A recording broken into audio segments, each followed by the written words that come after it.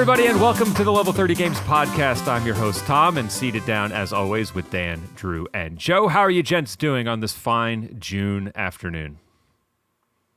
Sweaty. I'm freezing in my own basement. Great. Yeah, it's kind of sweaty everywhere. New Jersey has been teasing rain for like 2 weeks. It's rained 0 times. So it's getting a little sticky everywhere. I got 30 seconds of rain earlier this afternoon. I don't know how it missed you. Oh, yeah, we got missed big. Although the leaves are turned up and ready to go, and yet nothing. Not a drop coming down. All right, well, lucky for you. Hopefully it's cooler up by your way. Thank you, gents, for being here today. Want to congratulate Dan on finishing up his school year. Today was his last day, so congratulations. Drew, you're done when? Tomorrow's the last day with kids. Tomorrow's the last day with kids, and I'll have students graduating next Tuesday, so we're all in the home stretch. Joe, you're in the private sector, but congratulations to you for being awesome. Aw, thanks. You get the awesome... Joe fan. Yeah, I wish I got summers off. Or any time off. just remember, out of the 4 of us, you're the only one that gets paid for the next 2.5 months. So... yeah, that's fair. You guys are just paying for your time off. There you go. All the more reason to subscribe to our Patreon. It helps us. No, it doesn't. I actually have to subscribe. Since I'm the one getting paid over the summer, I have to subscribe to it.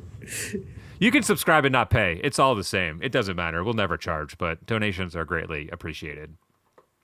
Anyway, I hope you guys are ready to time travel a little bit. Ironic that my 4K trilogy set of Back to the Future arrived today, as we're jumping back into the 90s and 2000s, not because we have a giant topic to hit, but because, well, I don't know if you guys noticed this, but E3 was kind of back, unofficially, of course, but all the major publishers, well, major publishers, Microsoft, Sony, and Nintendo, all had a pretty hefty press conference, showcase, direct, state of play, all of it over the last 2 weeks. And man, it sure as heck felt like E3.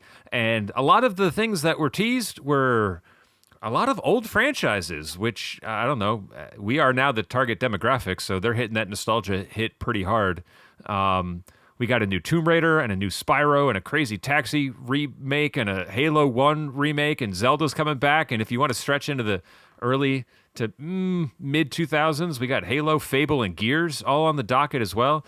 If you grew up gaming in the GameCube, PS2, Xbox era, you're eating pretty darn good. So we'll just hit a couple of the highlights as far as games go. Sony started with their state of play. Showcased an extensive gameplay preview of Wolverine, which looks bloody and awesome. God of War, new character, Kratos is on the sideline. Tomb Raider comes back. Stuntman. Drew, I don't remember if you remember playing Stuntman in Game Crazy on the Xbox 360. I was like, oh, and it got licensed vehicles in there. It looks pretty cool. Control has a sequel, which looks really great. The Xbox Showcase gave us a teaser for Persona 6. Spyro's making a return. Crazy Taxi's making a return. Fable looks awesome, and I kind of want to pick Dan's brain about that because I feel like he was always the champion of that series. Gears of War looks pretty good, too. It was never a franchise for me, but it's kind of cool to see it back. And then most recently, Nintendo had their Direct, where they, I guess, officially teased, can't say announced because it is kind of a tease more than anything, the Ocarina of Time remake. We got a detailed look at Kingdom's Heart 4, which was an interesting place to have it in Nintendo Direct. Final Fantasy has a HD 2D new title in the works called Resonance. Xenoblade and Fire Emblem got deeper looks as we have a fourth game in the Xenoblade series. Pocopia DLC, Sports Resort's back. Guys, there was thumb wrestling in this Nintendo Direct, and it was awful.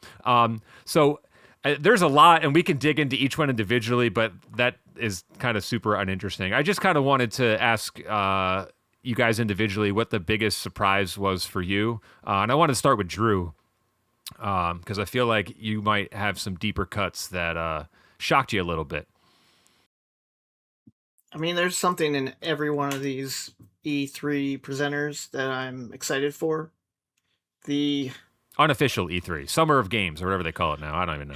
Yeah, I mean, State of Play, Summer of Games, and then a Nintendo Direct, right? But I'll stick with 2. So you called it the 90s, 2000s. If it were still the 90s or 2000s, I would be so excited for Kingdom Hearts 4. But the amount of time that it took from 2 to 3, I've never finished 3. I just couldn't get into it. So the one that I'm most excited for, since Dan's going to talk about Fable, is going to be Final Fantasy Resonance. I love the 2D style. Tom and I have talked about Dragon Quest recently, about the 2D HD versus the remake with the new engine.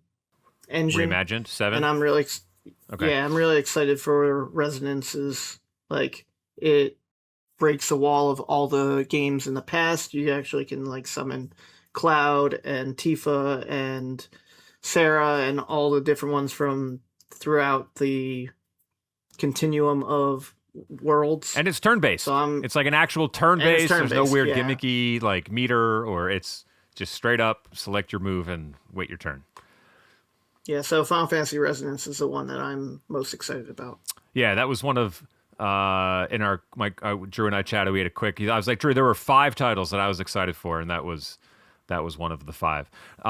Joe, how about you? Anything that kind of jumps out as something where you were like, oh, I didn't expect that, but I'm kind of excited to see it back, or just fresh for the first time? I'll be honest, I missed most of this stuff, but as I said to you guys the other day in our bigger group chat, I'm so stoked that there's another Tomb Raider coming. I'm very, very excited. It seems cool that it's a sequel to the trilogy that they did previously, but also but chronologically that lands it as a remake of the original Tomb Raider. Like the 1996 game? Wow, okay. Yeah, that's, as far as I know, that's what this is supposed to be. Okay. So and it shows like it's got raptors and wolves and stuff in it. Yes. Yeah. So when I was a kid, I couldn't play the first Tomb Raider because the raptors and the wolves and stuff scared me.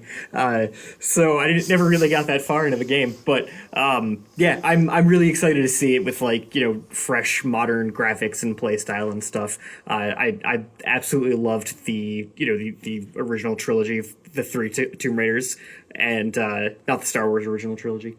So I always loved that. So I'm happy to see another one coming. That's once I saw that, I was like, I didn't even care about whatever else is being announced. This just looks really cool. What is your quick take on the most recent trilogy? Tomb Raider, Rise of the Tomb Raider, Fall of the Tomb Raider? I'm like looking over at my artwork on Shadow of the Tomb Raider. Yeah, I love them. I think that the first one is still the best, but there's it's all 3 of them are great. I think once you in the second and the third one, they get a little crazy with some of the physics and the fact that Lara can jump 30 feet from a stalactite to a wall and just grab on like it's nothing. So I think that gets a little out of hand, but overall, I played through all 3 of the games, and I think they're wonderful games. I think they're done very well. The stories aren't they're not amazingly deep stories or anything, but they're fun and they still get pretty puzzly, which is cool. Yeah, I agree with you. I do think the first one in that trilogy is the best one. And I've played it a couple times through. It's really, really good. Dan, how about you? What caught your eye, unless I called it out already for you? No, I'm really excited. So I don't have a PlayStation, so a lot of those series and games go sort of right over my head. But I'll be honest, I'm really excited for the Xbox upcoming releases. I spent a lot of time playing Fable, specifically Fable 2. Fable 3 is pretty terrible. I've been following this reboot for a while. I'm down with some Halo. I spent a lot of time playing Gears of War as well, specifically the Horde mode, which is just relentlessly fun. But I think what's really exciting about this for me, and this is goes back to a conversation we've had a couple other times, is Fable, Halo, and Gears are all already on Game Pass. And so likely they will be on Game Pass day one, if not shortly thereafter, which means I can play all of those, where any of those other individual titles I might be excited for, but not enough to maybe go and buy them. So getting a basket of remastered or reinvented games that I could play for free, even if I play it for an hour and I'm like, oh, it's really cool and I'm done, it is really exciting. I am less excited about the Nintendo offerings. I'm kind of disappointed. I think we'll get into that maybe in a little bit, but just a straight up remaster for me is not like enough to run out and buy it. Like I said, if it comes to me free on Game Pass, awesome. But I have mixed feelings about the Ocarina remake. Yeah, we'll probably close our discussion on this with that title specifically. But yeah, I the Fable game. So I think, Dan, your disappointment in the third one just speaks to my disappointment with the whole series. I feel like that game is Drew's saying no. Hear me out, Drew. I feel like that game is the most modern example of a over-promise, over-market, under-deliver. They're like, look at all the stuff that you can do, and then it turns out you can't really do a lot of the stuff in the way that maybe they led on. Right? Like your character changes as you go through the game and reflects your decisions and stuff, right? So if you're kind of a jerk, like you're more like your character gets fat and ugly, but and if you're nice, you get like handsome and tall. Apparently, I found out that height was completely relegated to how well you are with ranged weapons and your accuracy. But like there's certain ways to like cheat that, and I just feel like it I don't know. It looks really promising. It looks like one of those games where if they get the fantasy setting right and they tend to tonally, like that could be really cool, and then you can do all that side stuff like snatch up every business in town and like create a little monopoly Extort for yourself. everybody. Yeah, absolutely. So like that feels like a game like again, on the surface, like you can kind of break in your favor and have a lot of fun with if it manages to land everything it's promising to do. So I'm kind of thrilled for that. A little. But Drew, go ahead. What's your disappointment with Sorry, it? Drew. No. So I agree with you. Like Peter Molyneux always had this like ambitious ideas when it came to things. I actually like.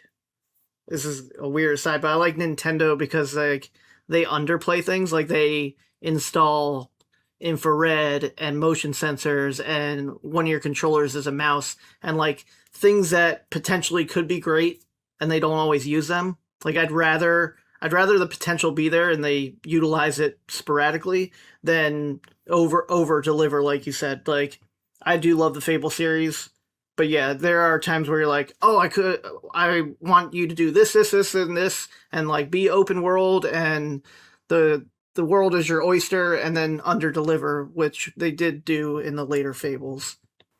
Yeah, Dan, and I feel like they're gonna do it with this new Fable too. Yeah, I mean, I think that's the time that the game is out though. That was like max capacity.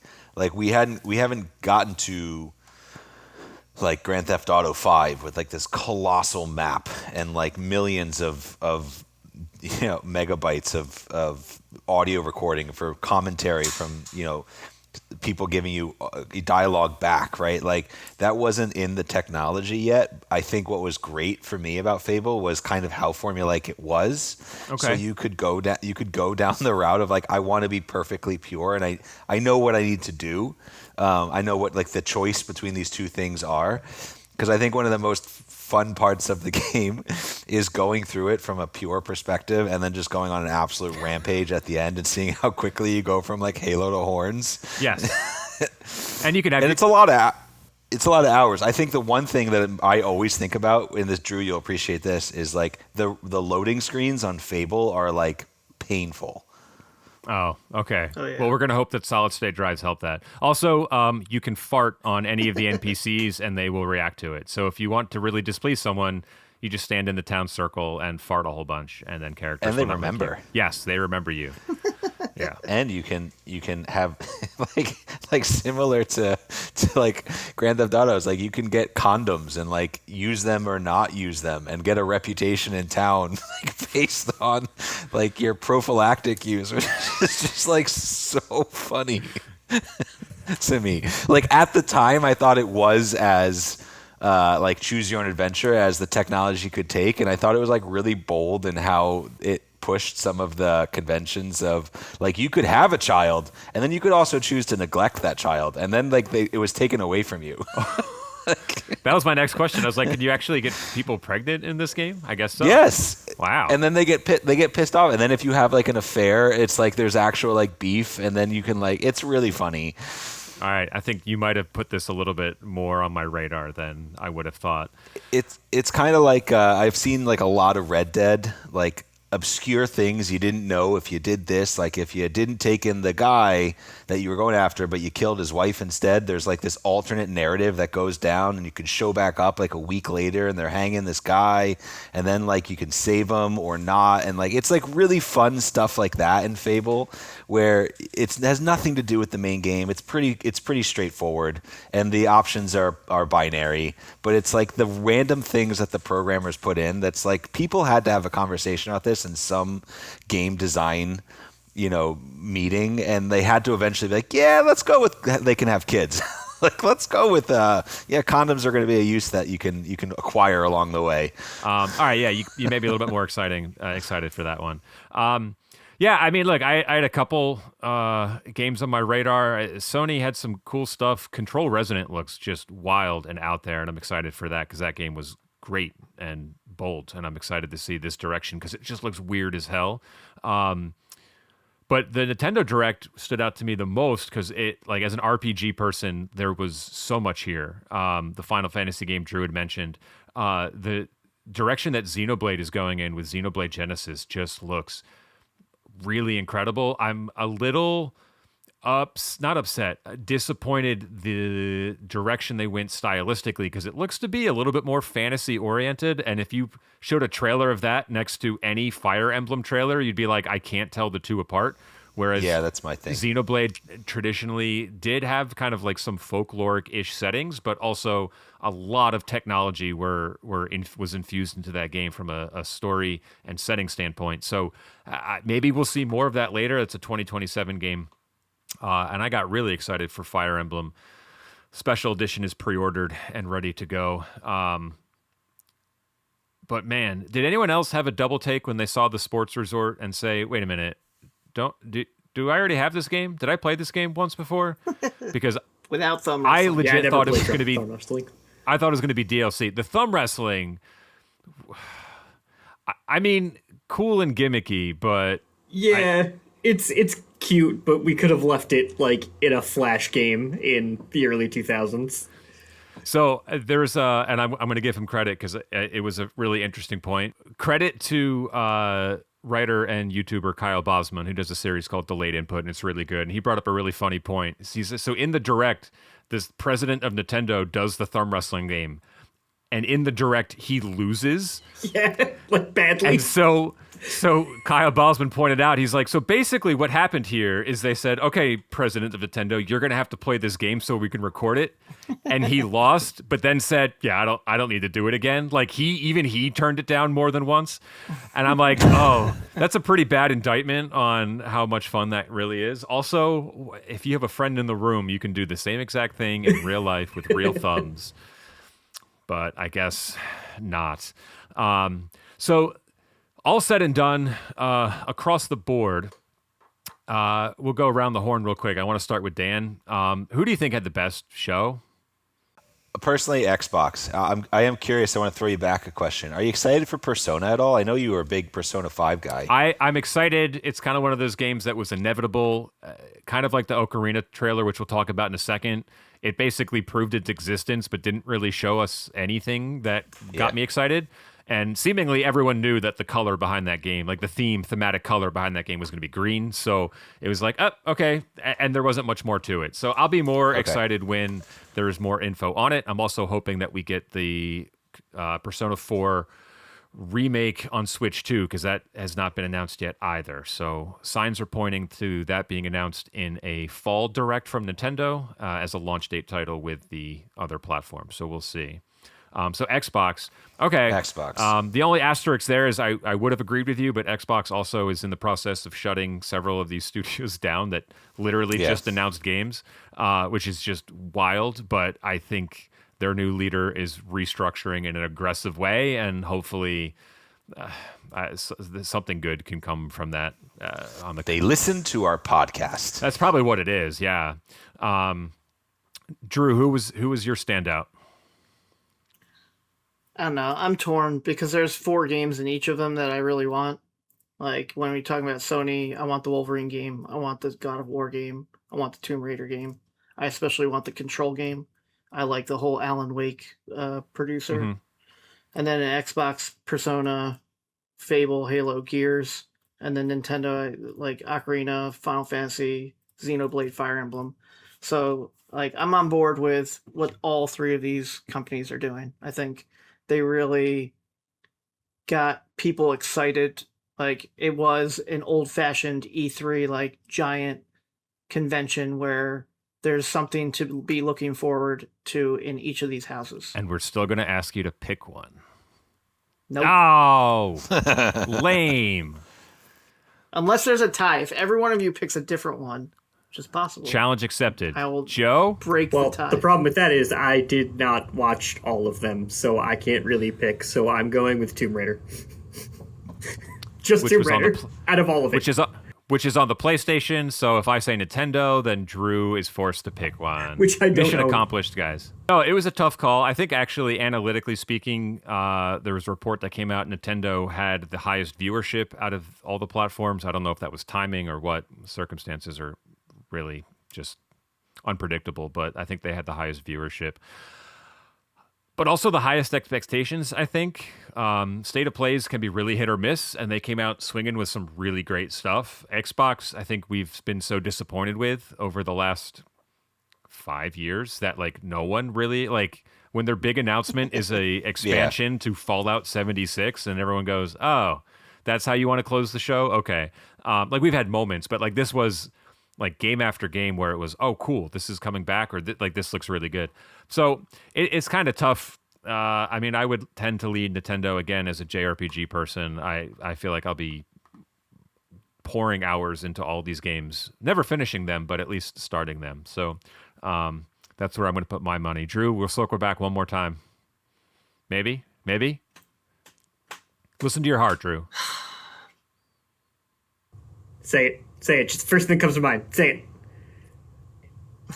it. All right, Tomb Raider's the winner.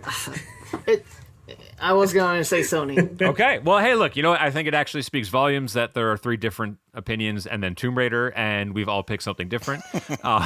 So if that doesn't speak to the quality of what's on the horizon for gamers, that's pretty cool. All right. Well, I did, and we'll move quick on this one because I don't want to spend too much time on it. But I did feel like I needed to single out the Ocarina of Time remake. Dan, you said didn't do anything to excite you. Do you need to see more, or are you just kind of okay with that game being that game and being done with it? Yeah. I mean, I think like Because if I recall, I think you had said if they just give us Ocarina of Time in a Breath of Wild art style, I'm not interested in that. And clearly that doesn't seem to be the case. So, well, I'm curious because there were various like kind of leaks or comments about like there might be alternative gameplay. Like obviously they're not going to change the game, but I think you know, obviously it's like a big either or, but given a new Zelda game that could potentially be bad and a replay of a game I've already played a bunch of times, like I'd rather take something new. I'm not that excited. Like the upgraded graphics of like let's use Link to the Past. Like there's nothing wrong with the graphics. It's nostalgic for a reason. I don't need new graphics. It's not going to enhance the story and the gameplay in a way that makes me excited.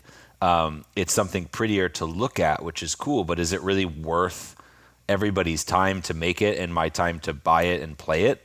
You know, like I just same thing with like if they would remaster any classic Mario games. Like it's not the point of the image. It's like the you want to be able to bang this game out in 12 hours. I don't want to have to replay a game I've already played.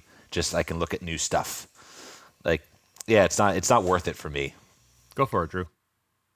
I was just thinking, like, they did that with Mario. So on Game Boy Advanced, you can play Mario 1, 2, and 3, and they have updated graphics. Like, sprites are completely different. Super Mario World was revamped just slightly. Like, that didn't move anyone's needle when that happened, right? No, in terms of like buying it, or like what do you mean when you say move the needle? I'm playing with better graphics. Like if, say, the original Legend of Zelda got Link to the Past upgrade, Yeah. would you want to play it again with 16-bit graphics? Yep. It's not the graphics that make me want to play it. So I know. I'm kind of hoping that in the spirit of the Final Fantasy remake, where there is an established story, but they're kind of like toying with it a little bit, I almost hope that they do that here. Like, I would be very fine revisiting this where they added some things, or they took out some things, or they tweaked some things, or they even did something different that they maybe wanted to do but couldn't, but still felt in line with the spirit of that game. Yeah. Like, that would be even more exciting. It's kind of like, I agree. Anytime you have like cross media lineage, right? Like reading the Walking Dead comics and then watching the show, and the show eventually kind of said, we're doing our own thing. And I was able to appreciate both independently and not be like, oh, the show sucks because it doesn't follow the comics. Well, that's fine, because I've read the comics and I don't need to see that one for one. So if they're doing extra things, I think that'd be kind of cool. Joe or Drew, did you have any strong feelings on this one way or the other? There's a bunch of like reels and memes going around about some of the like horrifying sprites of things like the Great Fairy and the Graveyard Keeper, and like the things in below the graveyard. Like, I'm interested, just as the rest of the world, of like, what is this going to look like in this day and age?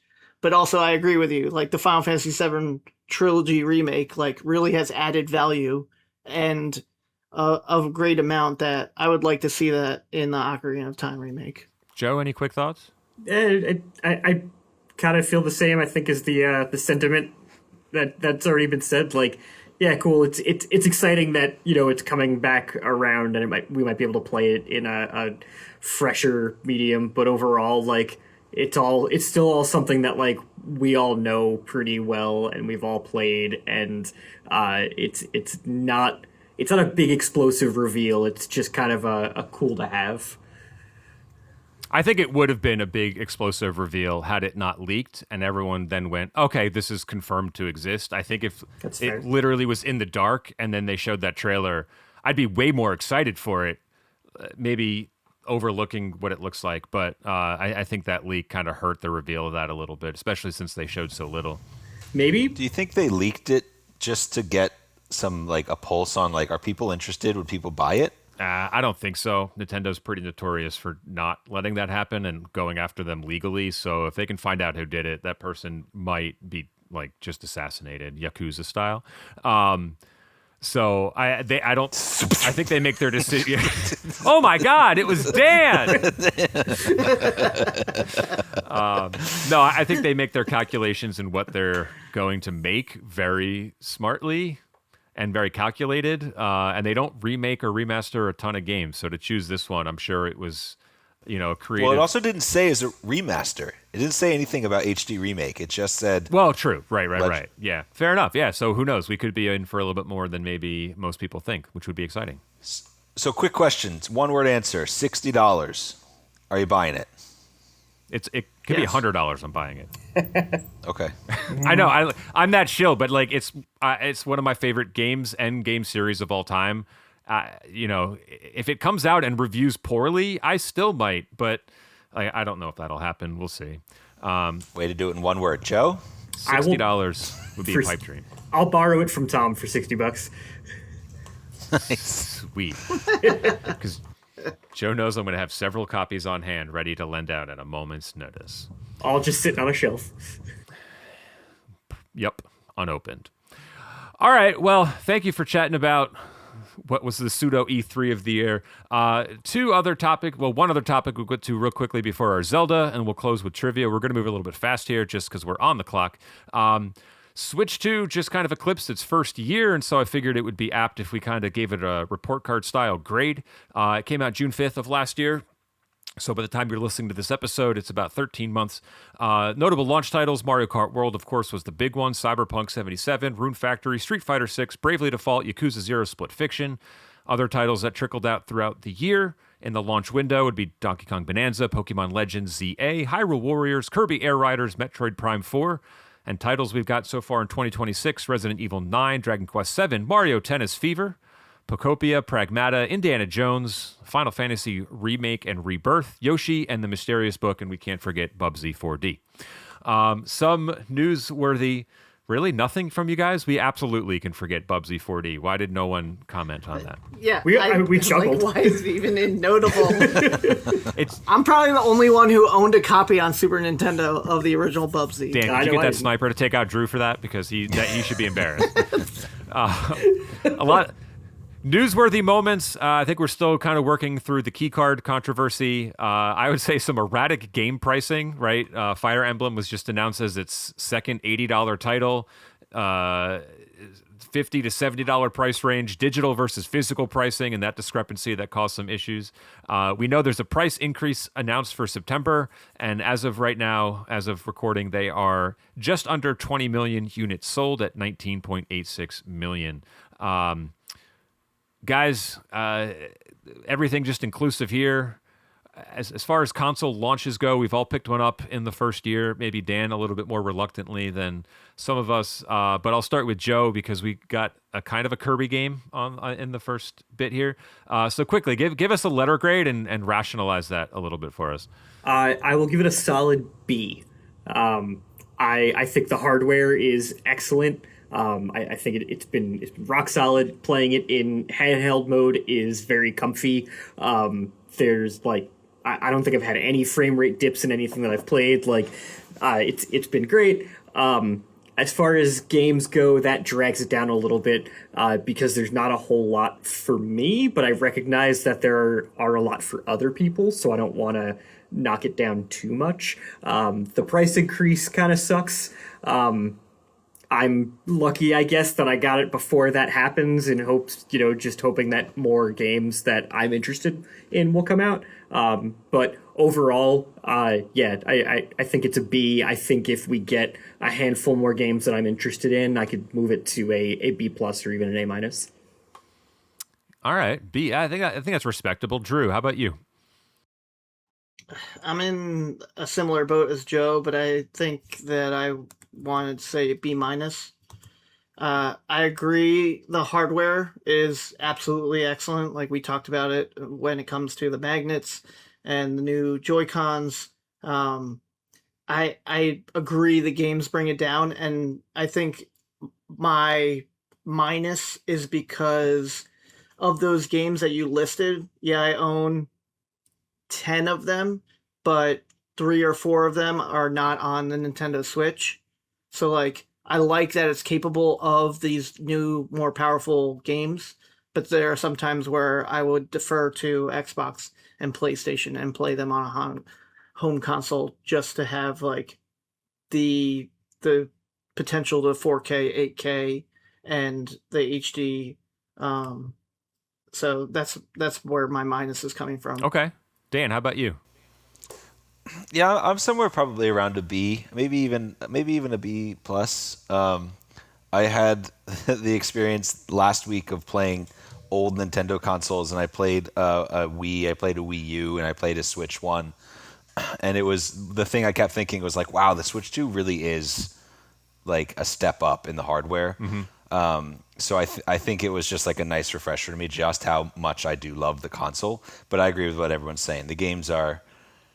I feel like I'm still waiting for just like open the dam, open the floodgates, let the games come. I want the big titles. I want the big stories. It seems like they're kind of beating around the bush a little bit with some of their releases, and I want them to just like get to the meat of it. The Mario games, the Zelda games, Cool.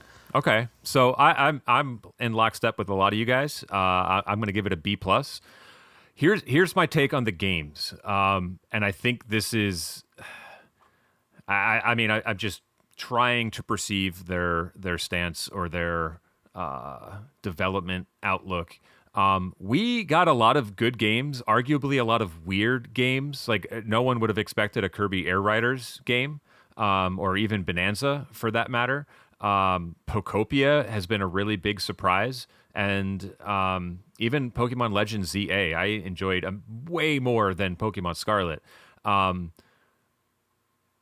what I think is happening here, and I'm kind of glad Nintendo's in this position where they can put out Kirby and they can put out Star Fox, which comes out very shortly, and this Yoshi game that's kind of cute and fun. Like, I think they're exploring their B tier franchises a little bit more because they're probably realizing as the system hardware is capable of a lot more and can kind of go toe and toe and put out some big titles like Cyberpunk or Pragmata or Indiana Jones or Resident Evil 9 and be pretty comparable with the other platforms. Those big titles that, Dan, you and I were all waiting for, right? What's the next 3D Mario game? What's the next built from the ground up Zelda game for this system? I think they're probably realizing making that to run on this system in 4K, HDR, 60 frames a second is probably developmentally taking way longer than they expected.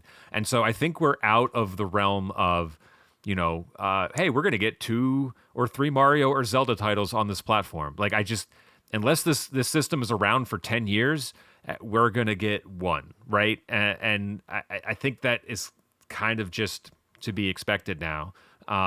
So are those games in development? I'm sure of it. Are they going to take 5 to 7 years before they're ready to show us?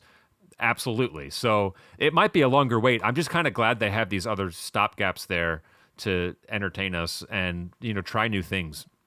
Third-party support's been really good too.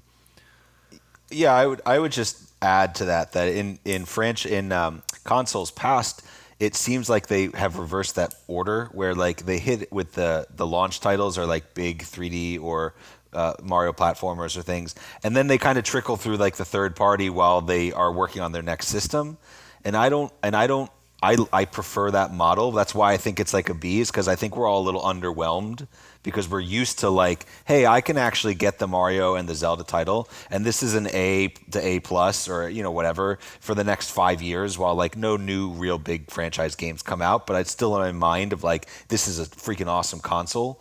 Right now, it's like, wait, when is it going to really start? When is it going to get off the ground? And I wish they would go back, or at least like give us the big titles and then. But I hear what you're saying. Yeah, it used to be kind of a running joke that whenever a Kirby game came out, they was like, the system life cycle's over, right? We're getting a mainline Kirby game. So clearly we're moving on because it's the bottom of the barrel. And you're right. I think if you take it from the perception of, if I were to recommend this system to someone who games periodically, I don't think I don't think we can really fully endorse even like Mario Kart World. Like, is it fun? Yes. Is it more fun than the last one? Not necessarily. So like for your average game player, yeah, there's a lot to choose from, but you don't have that big like killer app, so to speak. All right. So, go ahead, Drew. Sorry. Just real quick. I think like they stated that they could make so much more money making movies, right? Like they want to explore those worlds, but like it's kind of like a chain of restaurants. Like you'll have one that's producing more money than others, and then smaller ones that are like middling or failing, but they still keep them open because the other one is doing well. Yeah. I think that's what Nintendo should start doing, is like investing their money from the movies and be like, let's take this studio and just like experiment like they used to do with Retro and their R&D, right? Get those bangers from underprivileged developers that like have great ideas, and Nintendo should run with those. Or like lend out your IPs to other developers to do stuff with, right? And restaurant analogy is really good. It's kind of the old Hollywood model, right? Make this big blockbuster movie so you can make all the smaller movies, right? And not have to lose money on them, because they lose money, I guess. So cool. All right, well, we're hoping some big bangers of games are coming, but I still think we're all pretty fat and happy, so to speak. So on that note, let us jump into our Zelda of the month to recognize the 40th anniversary of the Legend of Zelda franchise, because Nintendo still really hasn't said anything about that.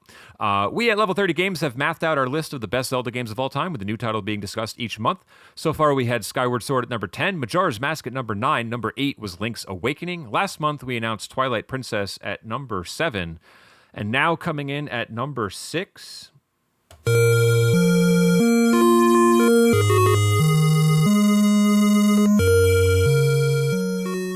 How good is this song? This is the one that started it all. The original Legend of Zelda, released August 22nd, 1987, in the United States. It was the first NES game to sell over 1 million copies. It sold 6.5 million worldwide by the end of its run. Directed by Shigeru Miyamoto and Takashi Tezuka. It was developed, interestingly enough, by the same team and at the same time as Super Mario Brothers, and they would kind of pick and choose systems and mechanics that worked for each game, and they developed them at the same time, which was kind of cool. So, being that this is the first one in the franchise, I'm curious here, like, and very quickly, because again, keeping an eye on the clock for you folks. I'm just curious your experience with this game. If anyone has an interesting story, I remember playing this shortly once after we got a NES and having absolutely no idea what I was supposed to be doing, and just kind of having fun playing. It felt very much like a sandbox game to me. I didn't know what I was doing or if it was correct, but I don't think at that age I really cared as much. And then you find some dungeons and make a little progress, and I don't think I ever beat it as a kid, and I didn't connect all the doings that I was doing to, like, I didn't realize they were part of a bigger story. But this was kind of an eye-opening game in that, like, it was just something you played around in. It didn't actually feel like a game. It felt like a sandbox. And I thought that was kind of cool. I didn't beat it until much later, and I didn't beat it until much later with save states. So thank you for that, Nintendo. But do you guys have any, like, experiences with this that you remember from back in the day? Mine's kind of the same as yours. Like, I got it way after it came out, because it came out before I was actually born. But I played, like, I did not finish it when I was a kid, obviously. I just played through as far as I could go at any time, and then ended up having to, like, start from the beginning or just get stuck somewhere. But, like, it's definitely part of the reason it's going to be further up in the list is because it's iconic, because it's the first, and it's set up so much that we still see in Zelda games today. And I mean, people who haven't even played Zelda before or don't even know that the main character is Link, not Zelda, still know the phrase, "It's dangerous to go alone, take this," right? Like, oh yeah. So it's super iconic because of that, and it probably would have fallen down further had it not been the very first one. But that doesn't take away from the fact that it's still a great game in its own right, especially on NES. Like, it's a pretty big, wide-ranging game, and a lot of stuff still happens for a game that's, like, only a couple of kilobytes. Like, right. It's wild with all of the music and the items you can get and the enemies that there are. Like, the game's not even a full megabyte. But yeah, like, I have fond memories of, like, being a kid and being an early gamer playing it, but definitely not getting involved in the story or anything because I was just a little one. Yeah. Dan, this game came to you probably a little bit later. When you did get around to it, do you think it held up? Like, if you played it today, would it hold up? I'm going to play it tomorrow. I realized that I never gave it a real honest try. I remember playing it when I was a kid, but aside from, like, the initial kind of sand dune-y area, and, like, I don't remember much of anything else. And so it's one of those that I think, Joe, you, like, kind of hit the nail on the head. It's the first. It set up everything, so it has to be esteemed. Yeah. But to answer your question, truthfully, I don't know if it holds up. I don't really remember the game. All right, so we're going to check in with you next month to see when exactly you quit and never played it again. Be ready to look up a guide, because if you thought some of those other games are obtuse, get ready. Drew, how about you real quick before we move on over to trivia? Yeah, so you had talked about it being like the original sandbox, and I was thinking, like, you and I joked on Memory Card about soft locking ourselves out of the game. Like, I actually could not find a key in the 8th dungeon that I must have used in another dungeon, and then I had to find it. Like, I had to backtrack. You could do that, so be careful. But one of my favorite things is the experimenting. Like, Breath of the Wild and Tears of the Kingdom both introduced all of these mechanics that you could, like, go wild. And certain things like the candle that could burn a bush and reveal like a staircase, stairwell to something. right? I would go in and out of screens and like burn every single bush to see if one actually exists. Because otherwise, if you didn't get a Nintendo Power, How would you know? didn't know where certain things are. But yeah, just going through that game, right? It holds up to me because it leads into like my favorite of Binding of Isaac, which is top down and like has infinite replayability. I also like to try to go out of order when it comes to the dungeons. Like, yeah, I know where 1, 2, 3, 4, 5 they all are and how to get to them, but I like to try to see how much better I can get at the game because it was the original game that like I would not get frustrated at dying. I'd be like, all right, I need to learn this mechanic, the movement of these enemies, and progress the way I can. Yeah, now I'm really excited to hear what Dan's take of it is next month. So curious. We'll check in on that. All right, guys. Yeah, we're going to move a little bit quickly just to pick up the pace here. Are you ready for some rapid fire trivia? Woohoo! Yeah. I've never been okay. less ready in my Always. life. Well, you do have. Damn it, Joe. We know how much you love. Those Joe We know how fans. much you love trivia, Joe. All right, this month's trivia is written and brought to you by me, and so you guys know that also means I am going to turn my camera off because I have no poker face. So, without further ado, let's get into our trivia. The theme for this month's trivia is kind of our E3 theme a little bit. 90s, 2000s, there's a lot of old school references here that I think you'll find titillating. All right. That being said, here we go. Round 1. Tom Kenny, the actor most well known for voicing SpongeBob SquarePants, also voiced this popular 90s mascot video game character. Is it A? Joe knows. Wait, we don't need it. We don't need it. Joe already knows. Joe already knows? I know Oh my one. God, this has Yeah. never happened in the history of It's trivia gonna be before. so funny when I get it wrong. I didn't even get. Yeah. I didn't get to cue the music. All right, well, I guess go for it, Joe. Who is it? The answer is Bowser. No, it's Spyro. I can't say that again. Spyro the Dragon. Spyro the Dragon is correct. Out of the gate, Yay, one for Joe. one. Joe is vindicated. I will see you Joe guys also next is- month. Yep, he's gonna quit and end on a high note. Yep. Very well done. All right, one for one so far. Round 2. 1996's Tomb Raider was originally designed and first released for which video game platform? Is it A, the 3DO, B, MS-DOS, C, PlayStation, or D, Sega Saturn? Pretty sure it's PlayStation, right? I feel like it's too obvious. Like, I played it on PlayStation, but I feel like that means it had to have come out on something else. Was it designed for something else though? Yeah. 3DO, like, graphics-wise, 3DO sounds right. Yeah. But I didn't know it was on anything other than PlayStation. Drew? Drew? I wanted to say 3DO, but now I'm second guessing myself. Boom, boom, boom, boom, boom. I think PlayStation is the obvious answer, so we're going to go with 3DO as the logical next choice. Who made 3DO? Panasonic. 3DO was Panasonic. I thought it was 3DO that made 3DO. And Eidos was the company for Tomb Raider, right? Believe so. Yeah. Or Eidos. I'm trying to think what they made before that. I feel like they would be they're a PC company. I know that. Okay. So is it the MS-DOS?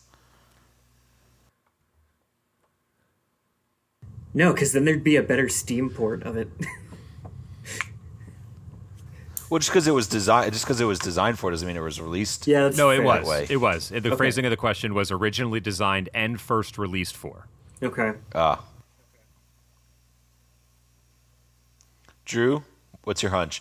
And then Joe, you get the final guess Oh, no. as the Tomb Raider expert. Well, if you're saying that if it was programmed for PC, then it would be upscalable, right? And easily remade.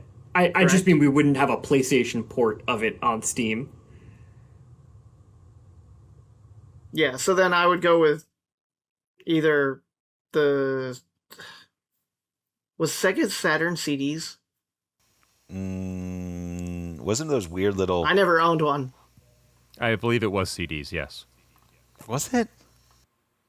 I'm nodding, but you can't see that. And 3DO was what type Was of cartridge? CDs. It was discs as well. Yeah. Oh. These are all technically CD-ROMs. That's funny because I played 3DO Yes. games on PC. All right, someone lock in an answer. Joe, lock it in. 3DO. Final answer. Oh, Drew dissents. Damn it. Well, then, Drew, All right, do you want to overrule me? I got my one don't. question right, so I mean, Drew, final answer. Coin- What do you say? Coin toss, flip a coin, Dan. MS-DOS or Sega? Or Sega? Oh, now you're putting a third. Oh, okay. All right, fine. I'm ignoring 3DO. I'm going MS DOS. Final answer. Okay. You are all wrong. You are all wrong. It was the Sega Saturn. oh my god, seriously? Yes, it, Wow. it was That we all counted out. originally designed for it. Now it technically only released 20 days earlier than the PlayStation version, but it was originally designed for that hardware and then released on it first. Wow. All right, lot of deliberation on that for an offer. So we are now 1 for 2. Yeah, have fun editing that Round question. 3. Yeah, 1 for 2. Question 3. Famitsu's first year in Game Awards came in 1986 and featured several classic titles as we know them today. The Legend of Zelda for the NES received an award for Best Music and Soundtrack, but lost Game of the Year to which other popular title? Is it A. Castlevania, B. Dragon Quest, C. Gradius, D. Metroid, or E. Super Mario Brothers 2?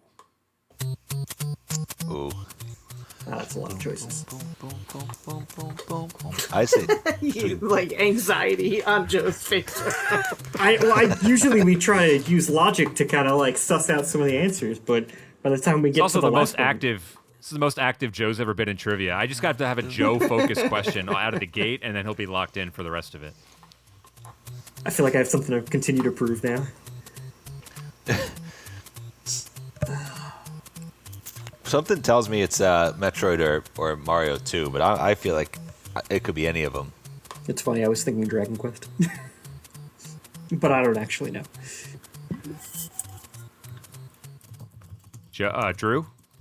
I for some reason think like Super Mario Brothers 2 is so divisive that it wouldn't be. Maybe that's why. What'd you say, Dan? I said Mario 2 or Metroid. And Joe, you said what? Dragon Quest. Dragon Quest. What were the other two Options? Castlevania. And Gradius.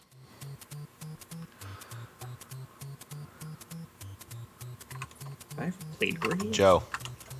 Castlevania it is. Final answer. Locking it in. That's not what I said. God damn it. What did Joe say? I said Dragon Quest. I wasn't listening. Dragon Quest. Final answer. Lock it in. Yeah, that's a good thing. Because Dragon Quest is correct. Ooh, Joe! Wow. So, Joe carrying us on Right. his shoulder. 1986, Castlevania won the award for Best Graphics and Visuals. Gradius won the Best Shooting Game, and, interestingly enough, came second overall to Legend of Zelda's third overall. Metroid won Best Action, and Super Mario Bros. 2 won Best Platform. Additional fun fact, just because, why not? Zelda won Best Music Soundtrack. That game only contains 5 songs. So they're a pretty good 5 songs. I Okay, agree. moving on. Round 4. Oh. Fight. Question 4. Despite the fact that we had copyright strikes last time, question 4 is an audio question.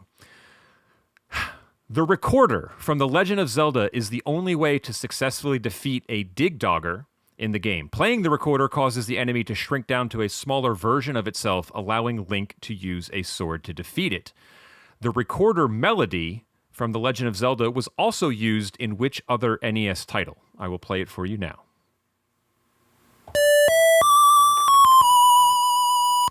Oh, Oh, it's Super Mario Brothers 3.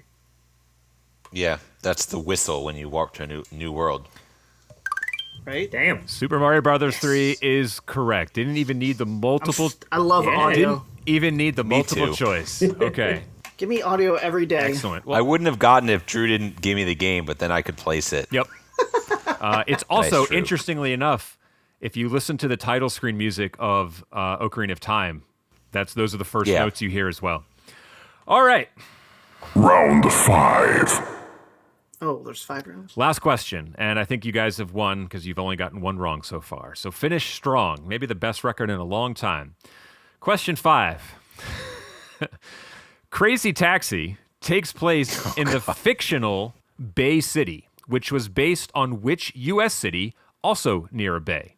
Is it San Fran. Bay City, San Michigan, Fran. Bay City, Oregon, Bay City, Texas, San Francisco, California, Tampa, Florida? I think it was San Fran, wasn't it? Tampa. And how are you going to call Bay City 3 different times with different states? I'm Because sorry. different towns and cities can have the same name in different states. They can have the same name in the same all- state. There are 3 They're Washingtons in New probably the Jersey. name of the, That's true. It's all the zip code, towns baby. in Crazy Taxi. I'm going to say San Francisco. I mean, it has to be. Yeah. Right?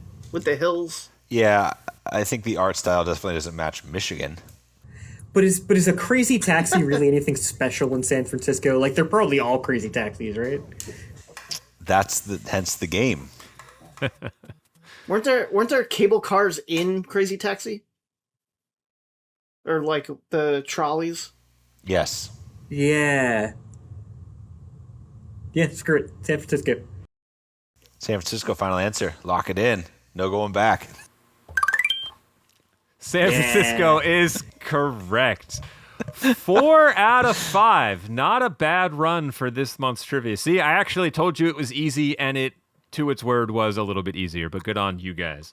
All right, on that note, we're going to cue the music here so we can dance our way on out of here. Thank you guys for taking the time to sit down, talk about our pseudo E3, our Nintendo Switch 2 one-year report cards, and Zelda number 6, the NES, the OG. Thank you, everybody, for listening and or watching at home. Please make sure you check out our episodes, our previous episodes on YouTube, as well as wherever your podcast service is preferred. And we'll see you guys in the next episode. Adios, everybody. Nah. Bye. No.